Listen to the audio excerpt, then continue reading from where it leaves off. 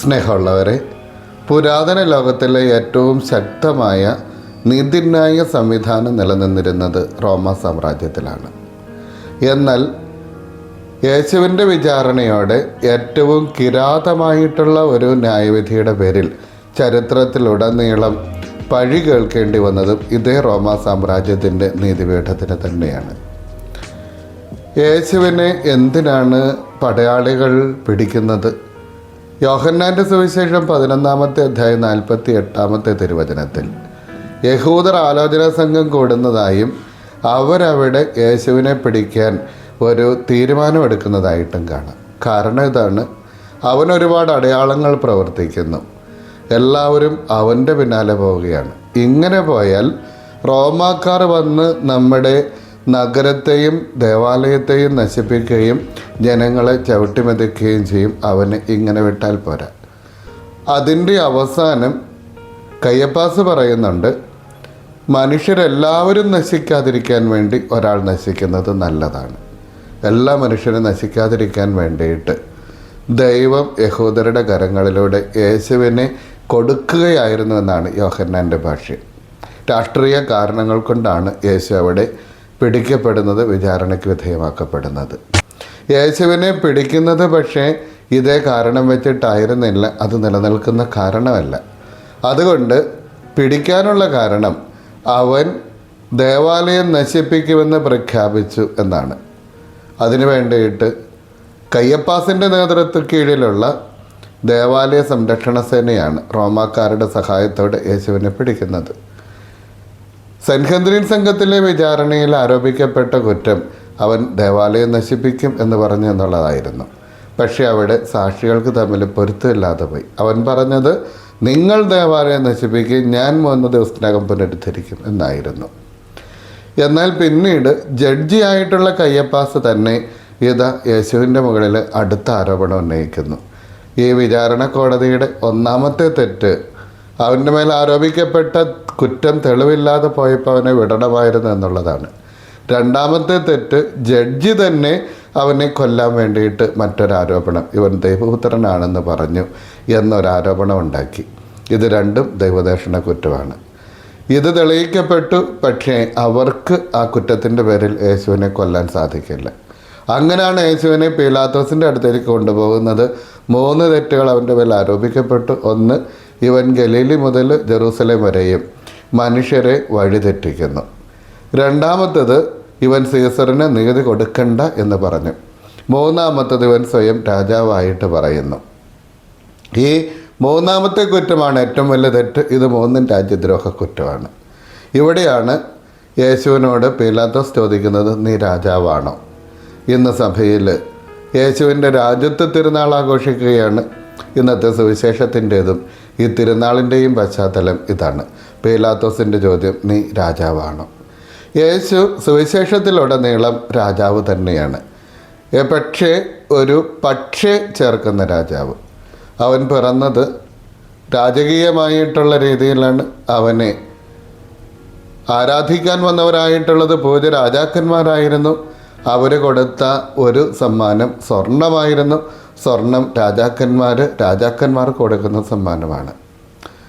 യേശു ജെറൂസലേം നഗരത്തിലേക്കും ദേവാലയത്തിലേക്കും എഴുന്നള്ളിയത് ഓശാന ഞായറാഴ്ച വളരെ വിജയാഘോഷത്തോടു കൂടെ ആയിരുന്നു. യുദ്ധം ജയിച്ചു വരുന്ന രാജാക്കന്മാർക്ക് അവരവരുടെ സ്വന്തം പട്ടണത്തിൽ കൊടുക്കുന്ന വരവേൽപ്പിന് തുല്യമായിട്ടുള്ളൊരു വരവേൽപ്പാണ് യേശുവിന് ജെറൂസലേം നിവാസികൾ ഒരുക്കിയത്. പക്ഷേ അവൻ എഴുന്നള്ളിയത് കുതിരപ്പുറത്തായിരുന്നില്ല, ഒരു കഴുതയുടെ പുറത്തായിരുന്നു.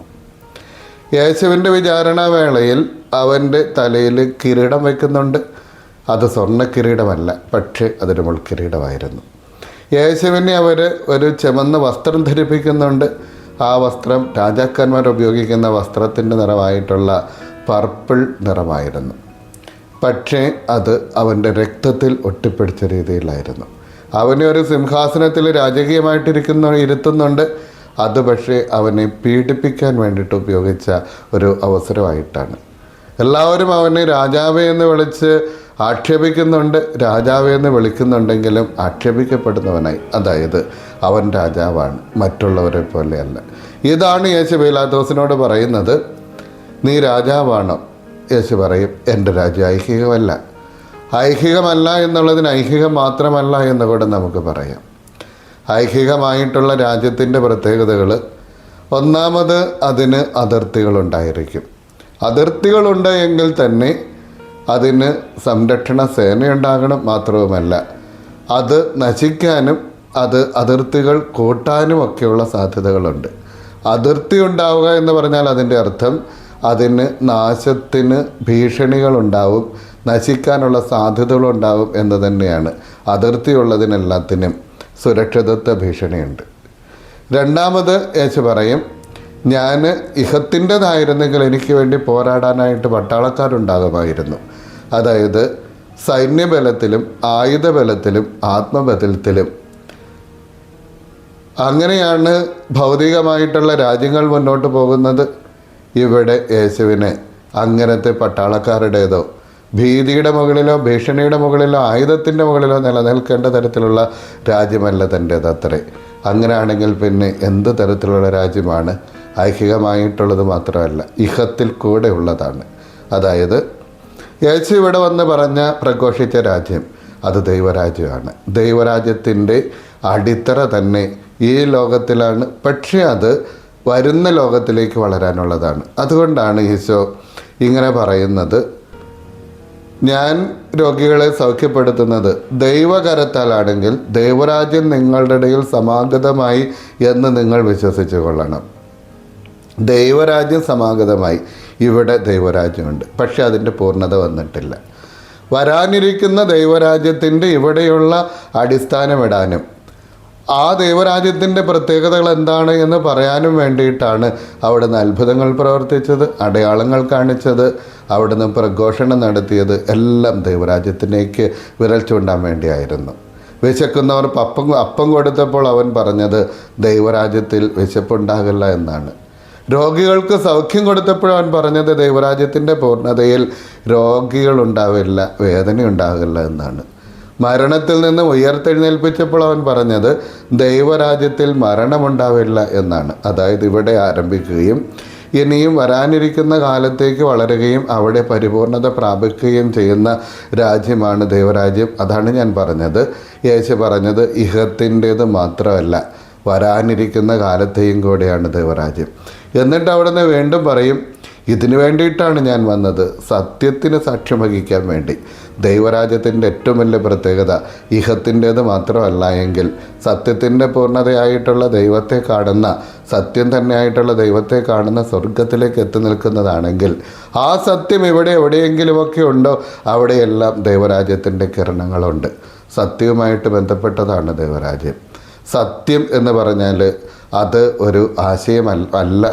വിശുദ്ധ ഗ്രന്ഥത്തിൽ ക്രൈസ്തവരുടെ ജീവിതത്തിലും അതൊരു ആശയമല്ല. പിന്നെയോ യേശു സത്യത്തിൻ്റെ പ്രതിരൂപമാണ്.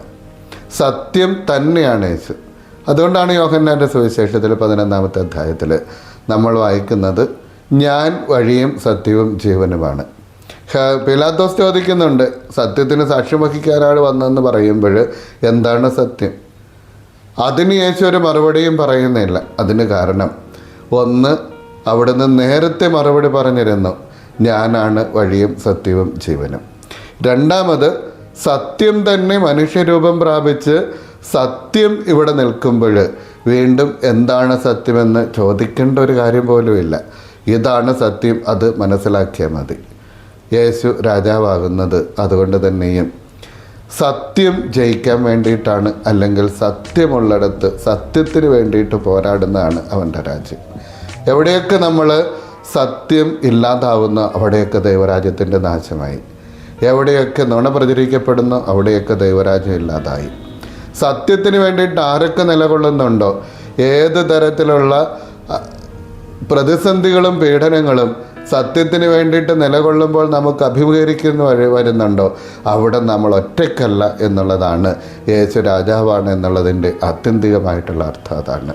സത്യത്തിന് വേണ്ടിയിട്ട് നമ്മൾ പോരാടുമ്പോൾ, സത്യത്തിന് വേണ്ടിയിട്ട് നമ്മൾ സംസാരിക്കുമ്പോൾ, സത്യത്തിന് വേണ്ടിയിട്ട് സംസാരിക്കുമ്പോൾ നമ്മൾ പീഡിപ്പിക്കപ്പെടുകയും അടിച്ചിരുത്തപ്പെടുകയും ചെയ്യുമ്പോൾ അവിടെ നമുക്ക് ഒരു രാജാവുണ്ട്. ആ രാജാവാണ് ക്രിസ്തു. സത്യത്തിന് വേണ്ടിയിട്ട് നിലകൊള്ളുന്നവരുടെ രാജാവ്, സത്യത്തിൻ്റെ പൂർണ്ണതയായിട്ടുള്ള ദൈവരാജ്യത്തിലേക്ക് നമ്മൾ വളർത്താൻ വേണ്ടിയിട്ട് വന്ന രാജാവ്. ഈ കാലഘട്ടത്തെ പറ്റിയിട്ട് സാഹിത്യ ലോകത്ത് പറയും, ഇത് ഒരു സത്യാനന്തര കാലഘട്ടമാണ്. സത്യം ഇല്ലാതായി, സത്യം കഴിഞ്ഞിട്ടുള്ള കാലഘട്ടം അല്ല, ഇത് സത്യത്തിൻ്റെ കാലഘട്ടമാണ്. അതുകൊണ്ടാണ് ഈശോ പറഞ്ഞത്, സത്യാത്മാവ് വരുമ്പോൾ എല്ലാ കാര്യങ്ങളും നിങ്ങളെ പഠിപ്പിക്കും. സത്യത്തിൻ്റെ ആത്മാവാണ് പരിശുദ്ധാത്മാവായിട്ടുള്ള സത്യാത്മാവ്. ആത്മാവ് വരുമ്പോൾ എല്ലാ കാര്യങ്ങളും നമ്മളെ പഠിപ്പിക്കും. അത്രേ. സത്യം ആണ് നിലനിൽക്കുന്നത്, അത് ദൈവമാണ്. അത് പരിശുദ്ധാത്മാവാണ്, സത്യത്തിൻ്റെ ആത്മാവ്. അതുകൊണ്ടായിരിക്കും അറിയാതെയാണെങ്കിലും മഹാത്മാഗാന്ധി തൻ്റെ ആത്മകഥ എഴുതിയപ്പോൾ എൻ്റെ സത്യാന്വേഷണ പരീക്ഷകൾ എന്ന പേരിട്ടത്. ദൈവത്തെ അന്വേഷിക്കുന്നതിൽ എനിക്ക് വന്ന പരീക്ഷണങ്ങൾ എന്നായിരിക്കണം അതിൻ്റെ അർത്ഥം. പ്രിയമുള്ളവരെ, സത്യത്തിന് വേണ്ടിയിട്ട് നിലകൊള്ളുമ്പോൾ ഒറ്റക്കല്ല എന്ന് നമ്മളെ പഠിപ്പിക്കുന്ന തിരുനാളാണ് ക്രിസ്തുരാജൻ്റെ തിരുനാൾ. നമുക്ക് സത്യത്തിന് വേണ്ടിയിട്ട് നിലകൊള്ളാം. യേശു പിശാച് അതിനെപ്പറ്റി പറയുന്നില്ലേ, അവൻ നുണയനും നുണയരുടെ അപ്പനുമാണത്രേ. നമ്മൾ സത്യത്തെ മനസ്സിലാക്കേണ്ടത് ഒരാശയമായിട്ടല്ല, പിന്നെയോ അത് ദൈവമായിട്ട് തന്നെയാണ്. സത്യത്തിന് വേണ്ടിയിട്ട് നിലകൊള്ളുമ്പോൾ തമ്പുരാൻ നമുക്ക് വേണ്ടിയിട്ട് യുദ്ധം ചെയ്യുമെന്നുള്ള വലിയൊരു സന്ദേശം ഈ തിരുനാൾ നമുക്ക് നൽകട്ടെ. ദൈവം നമ്മളെ അനുഗ്രഹിക്കട്ടെ.